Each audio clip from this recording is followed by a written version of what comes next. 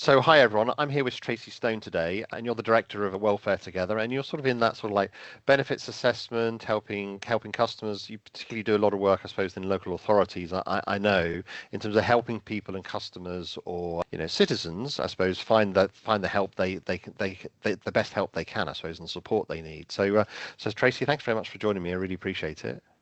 Thank you for having me. And I suppose to kick off, and I know you do a lot of work with local authorities and local councils. I mean, what are some of the challenges that you've sort of been seeing when you've sort of been doing some of this work in terms of where have things sort of been changing from an economic kind of point of view? I mean, what are some of the problems that people are sort of bubbling away at? People aren't aware of what's available for them. Catching people at an earlier stage rather than at the later stage when fees or summonses have been issued or it's at enforcement. And talking to customers, getting that engagement, that's the key, is getting that customer to speak to you. And that's not always easy if you're a local authority, utility, or just a creditor, to be fair. If they're struggling, they don't want to engage. And I suppose, how have you found it in terms of the difference between people who might be arrears, say, for example, on consumer credit versus local authority kind of debt as well? I mean, sort of like, obviously, this is a priority bill. People are sort of doing that, and it's obviously, and it's quite different from potentially from, people who are in like, consumer credit as an example. Sort of maybe just describe around what are some of the differences in terms of like the types of people you sort of see coming through, because it can be quite a different demographic or a different people in a different situation, really. Yeah, so there's everybody's unique, but people will pay their credit cards, people will pay their overdraft because it has an impact on them. Council tax utility bills don't tend to have that much of an impact on them. Yes, you can get a summons, yes, you can have a bailiff or an enforcement agent knock at the door, but generally that's kind of where it goes. If you're relying on your credit card, if you've got money, you pay that off so you can use that throughout the month. That affects you more. And I think that's where local authorities, or that's what we're seeing, they've got council tax debt, they've got utility bill debt, but the consumer debt is they are trying to pay that because they need it, because they're using it. And it's the middle income bracket people that we're seeing more and more of that don't know where to go for support, don't have the experience to ask for it either. And I think that's the struggle that we're finding more and more. So there's that a new segment that's sort of bubbling up, which is sort of, middle income people who are now starting to struggle, and then you're talking there around hierarchy of payments, which is sort of like, I think I can probably fall behind on my council tax debt versus my consumer debt, but actually, I mean, from a priority bills point of view, it's actually the other way around, isn't it? It should be, but let's be honest, if you're making a choice between putting food on the table or putting your heating on or paying your council tax bill, people are going to choose to put food on the table. But it's those people that have never been in debt before, that there's less income, there's less disposable income, and they're the people that you need to catch early. They're the ones that have missed a payment, but why have they missed that payment? What's changed? What's different now? Is it because the energy bills are so high? Is it because something else? Have they had a bereavement? What life event has happened? And by speaking to those early, we can discuss their circumstances and move forward with them. And I suppose generally, what are you finding in terms of like, what's the reason why people are falling into arrears? So, for example, we've seen a period of inflation as an example. I know fuel prices have gone up, although they sort of moderated a little bit until recently. But also, council tax bills have gone up as well. I mean, they've gone up by 3 or 4% or 5%, I think, in my case, because it just came through this week. So, Yeah. I mean, it's what's sort of driving it? Is it just overall debt load, or are there specific things that have sort of driven it? I think it's everything. I think it's energy, I think it's food, it's fuel. Um, and I just think people just don't have enough money to capture everything. We're seeing people that have got that are not buying luxuries. They don't have the big Sky package. They don't have top of the range phones. They've got SIM only cards, and they're still struggling because of the cost of food, the cost of fuel, the energy costs. Gas and electric have gone up, and I think it's not necessarily the people that are on the lower income, it's the middle income bracket ones that are struggling now as well because of everything else that's going on. Mm. And when you look forward, I'm just looking forward in terms of like potential energy shocks coming through, and also like food shocks and those kind of things. I mean, what's the sort of like the outlook for what's your outlook for the future? 'Cause I'm a little bit fearful actually. I think having been through what we referred to as the cost of living crisis, just whether there's another one sort of on the horizon, really. I don't think we've ever left the cost of living crisis, Mm, and I definitely think there's more impact to come. People are struggling more. Employers are struggling because of all the costs that are going on top of for them from April. And people are seeing less money in their wage slips as well, or pay packets. So I don't think we're out of the cost of living. I think there's another one coming. How hard that's going to affect us, I don't know. But the people we're seeing, there's going to be more of those. yeah, yeah. And and I suppose in terms of support mechanisms for folks, I mean, what are some of the support mechanisms that can really help, and some of the things that you would refer people to? So we look at, well, so local authority tend to use either local charities. Citizens Advice is a good one, but they have long waiting lists. There's Money Wellness Plus, they're dotted about the country. There's other ones, Step Change and others. And I think it's having a partner in place that can also work in line with those. There's so many waiting lists, there's so many people waiting to get support, but there's also people that don't know they need support yet, Mm. and they're the people that we need to try and identify earlier to speak with them. Mm. And what is, I was going to ask you about awareness around support mechanisms that are out there, or awareness around even around things like financial budgeting and those kind of things. I mean, what's your assessment around, I suppose, almost like the financial education, but also like the awareness around what is available versus not? I'm not sure I'm fully aware of everything that's kind of available. I mean, is that a big part of it in terms of the education of people? It is, and unless you know where to look, and somebody can, not always, but sometimes people need help, they're always directed to online.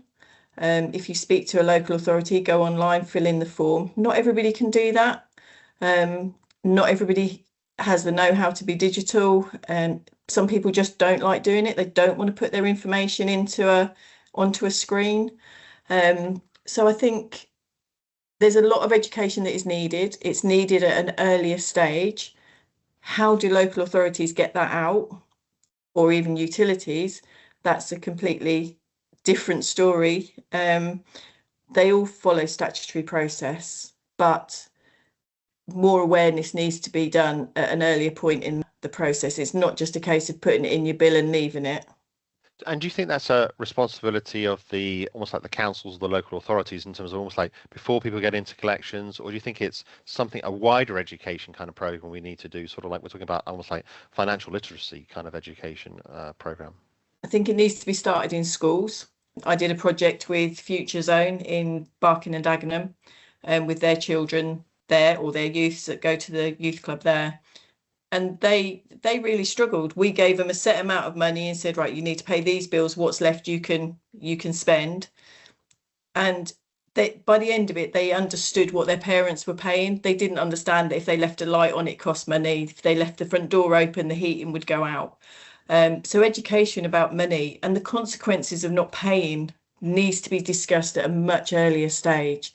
We're looking to do programs in schools and colleges and universities because, again, they have no money management, and that doesn't help set up for like later in life when they've got a paycheck and they don't know what to do with it. Yeah, yeah, yeah, yeah. But It's interesting. local authorities need to act at an earlier stage, not follow the process and wait until it's at summons or final notice to engage with their customers. So one of the concepts that came out that I thought was very interesting around the way to think about it from a local authority point of view is obviously they have responsibility for social care costs as an example, and and children's as well. So like I mean like there's like almost like we'd say in commercial side, almost like total cost of ownership. There's the total cost of the citizen, right? Which is if you send someone out to collection or they've fallen behind, they might have another associated issue, and you might have cascading effects. And almost like thinking of it as like a whole person point of view rather than just how do I get my money back. I mean, I thought that was kind of an innovative kind of approach to think about it in terms of how do you reduce overall support cost by getting ahead of some of this stuff. local authorities are notoriously very self-contained within their departments. So when we have a customer, we try and look at what else they've got going on. Have they got parking? Have they got sundry debt? Have they got housing benefit overpayment? So they've literally just got one person to deal with rather than 4 or 5 different departments trying to get money, not realizing that other departments are also trying to get money. But again, it's the GDPR around sharing data. That's quite a big issue for local authorities.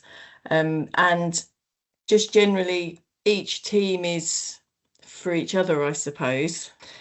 And that's not a good thing for the customer.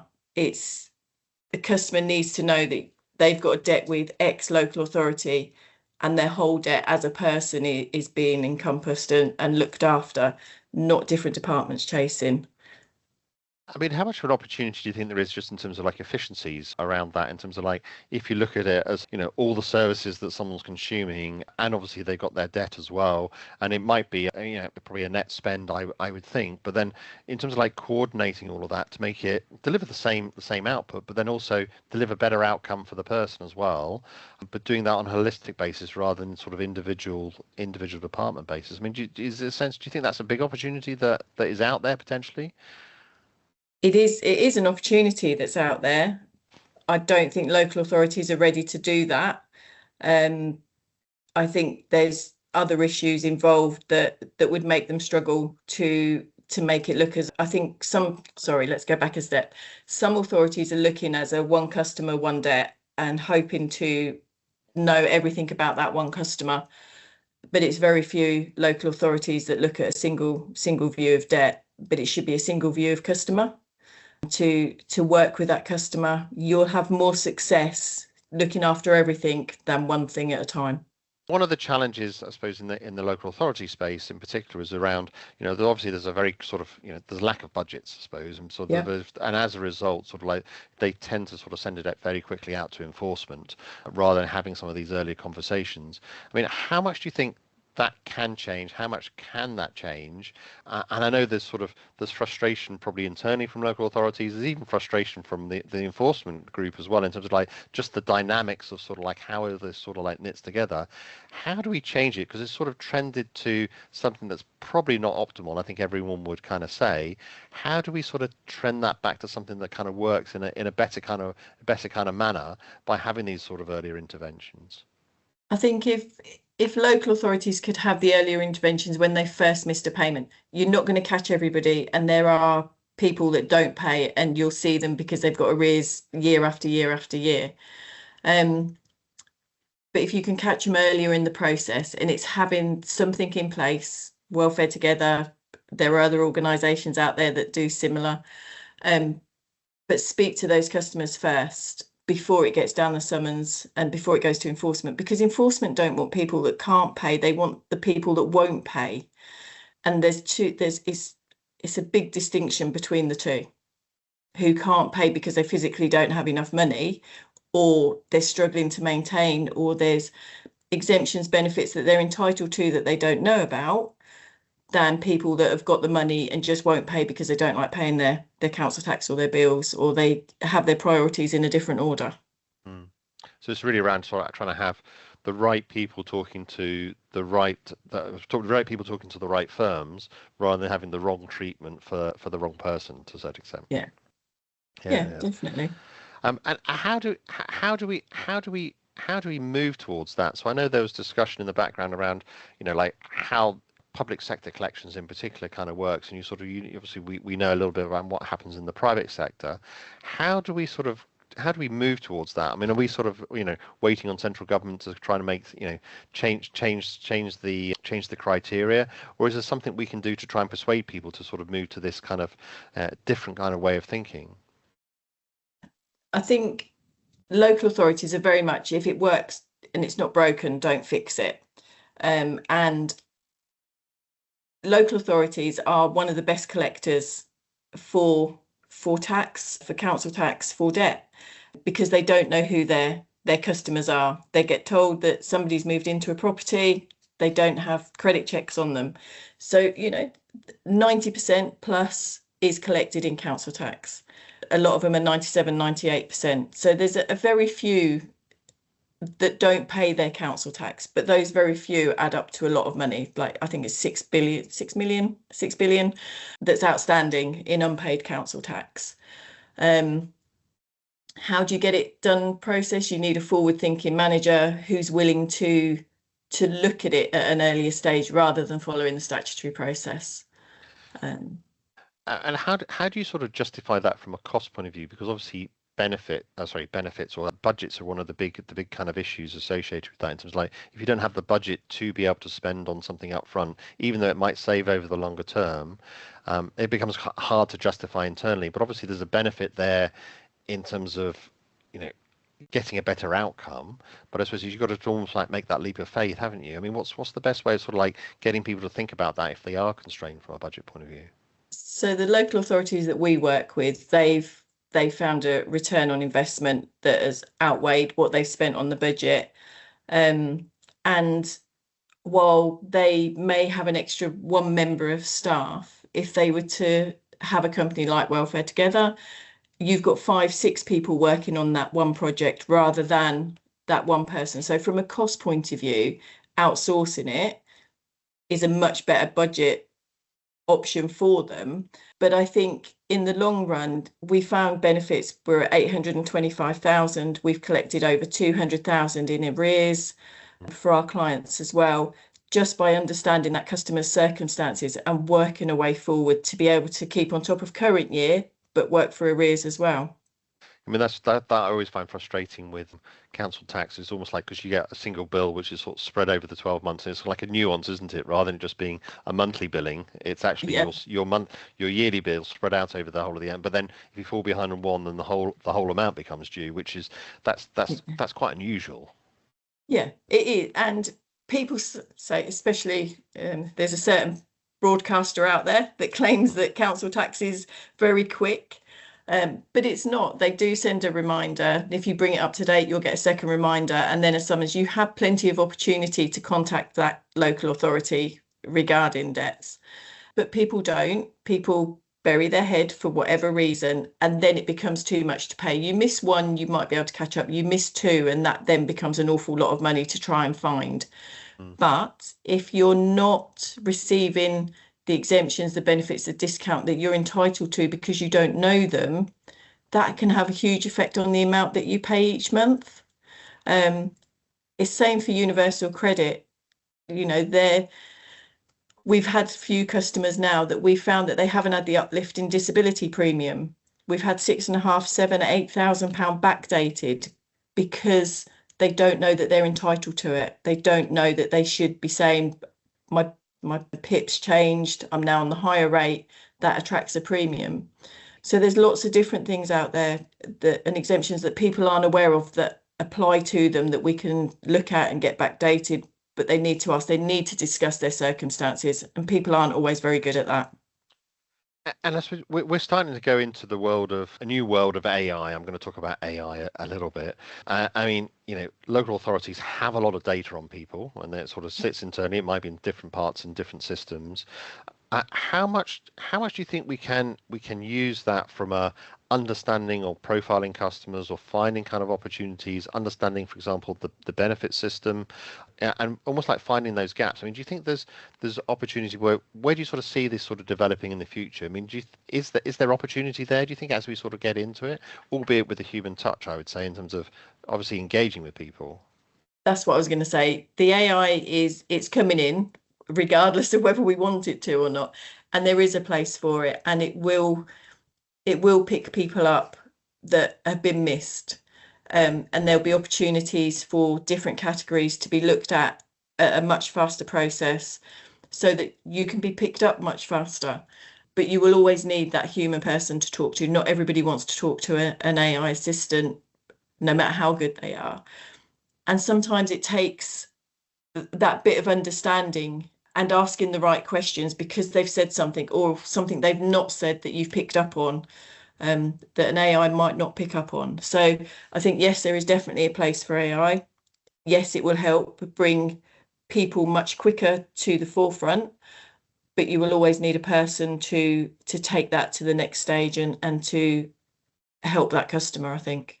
Yeah. And I suppose if you look at the next sort of like 5 years or so, I mean, sort of like, where do you sort of like see this kind of sector growing in terms of like, and particularly in terms of this extra support kind of sector kind of growing? I mean, what do you sort of see on the horizon for us the next sort of 5 years? I mean, we talked a bit about AI there, but I mean, what else? Where do you sort of see us sort of ending up, and what speed do you think this will move as well? AI is going to move very fast, isn't it? Yeah. You know that that's the thing. I think in 5 years we're going to, well, even before 5 years, we're going to see more AI in the processing, in the delegation of work and moving forward. But we're going to see more people hitting that and needing that support, I think. What about for local authorities though? Obviously, I mean, there's budget pressures across, multiple local authorities just in terms of like the way that sort of evolved over the last sort of like, 12 years or so. I mean, how do you sort of see that kind of evolving in terms of, trying to find efficiencies or changing the structure? I mean, what do you think will be done, and where does this sector or our sector kind of fit into that? Well, the new Crisis Resilience Fund comes in April. That is to help local authorities engage much earlier and look for vulnerabilities much earlier, as well as helping customers that really need it. I'm hoping, from a purely selfish point of view, I suppose, that local authorities look at what engagement they can do much earlier in the process. And I think they're going to have to take a leap of faith with firms to make that engagement. They can't do it all by themselves. People are fickle, and if you've got a customer that's already upset with a local authority or utility, they won't engage. They'll just shut them off, and it sometimes takes a third party to make that contact and break that cycle. Yeah.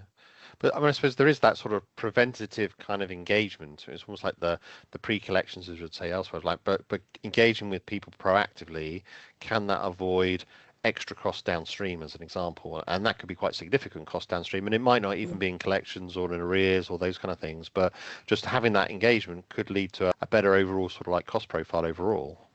It does, because hopefully if you've got better engagement, you've got somebody that's willing to pay because they've got everything in place, you've maximised their income, they've got all the benefits. But also from a healthy perspective, if people are less stressed and worried about money, then their health improves, their mental health improves, which then takes the budget from doctors, from social care, from children. So being preventative helps in the long run, not only for that debt right at this moment, but in the long run against other costs as well. I mean, in terms of like designing these systems or designing these processes, I mean, part of it needs to come down to an idea around where that opportunity can be found, which really comes from experience, right? That comes from human Yeah. experience and sort of talking with people around, look, this is the kind of support mechanism that would help people and avoid downstream cost. If I'm sitting there in one of the local authorities or the councils today, how do I best think about that in terms of where best to start? In terms of, I mean, are there areas to look at which is like, well, this is a particular area of support need that always seems to be missed, as an example, or the cost money downstream? How do I best think about that in terms of where best to focus, rather than just sort of just sending stuff out, as an example? I think when customers have missed their first payment, that's your opportunity to say, why have you missed that payment? Are you okay? What do you need support with? And they may turn around and say, no, I just paid late. I was on holiday and I forgot to pay it. Or a big bill's come in and I've forgotten to pay it, and I can pay it half and half this month and half the next month. Give that customer the opportunity to speak to you before you start demanding money, because that's when people shut down. Ask the question, are you okay? What can we do to help? But at an earlier stage. So when I go into a local authority and speak to them, it's always, we get much better engagement when you're asking when they've missed their first payment. Why have you missed it? What can we do? What are your Yeah. circumstances? And I think that's the opportunity that local authorities needs to make, rather than just sending a letter or sending a text saying you've missed your payment, you need to pay. Yeah, I mean, just the phrase you use there, what can we do, seems like that's quite a powerful phrase in terms of being sort of customer centric or, people centric, person centric, rather than can you pay us? Yeah. So our first things when we phone out to people, it's hi, Chris, how are you? confirm DPA with them. How are you today? And then that gives you the opportunity to say, yeah, I'm great, or no, I'm not, or such and such has happened. And then it's okay, we're working with X local authority. Can you help? Can you tell us what your circumstances are? What do you need? And that's kind of our first stance on every phone call. How are you, and what can we do to help you? Yeah. Well, Tracy, thanks very much for making the time. It's this is a huge area, and I don't think people sort of particularly work in the private sector, just realise just how big the public sector is. I mean, it's massive. I mean, it's all of us, right? And we're all touched by it. But also in terms of like putting some of these techniques in and starting to think about it. I mean, there's massive benefit out there as well. So I mean, it's fascinating for me to sort of learn more about it and understanding. But it does seem like there's a massive opportunity as well. There is. There's you're never going to be free from council tax debt. It's always going to be there while council tax is there, but it's that opportunity to support that customer much earlier in the process, and that's the way I think we all need to look at this. Yeah, well, fantastic. Well, thanks very much for making the time. It's going to Thank be you. super interesting to see kind of how it develops as well. Yeah, exactly. It was great talking to you. Thank you very Thanks, much. thanks very much, Tracy. Take care.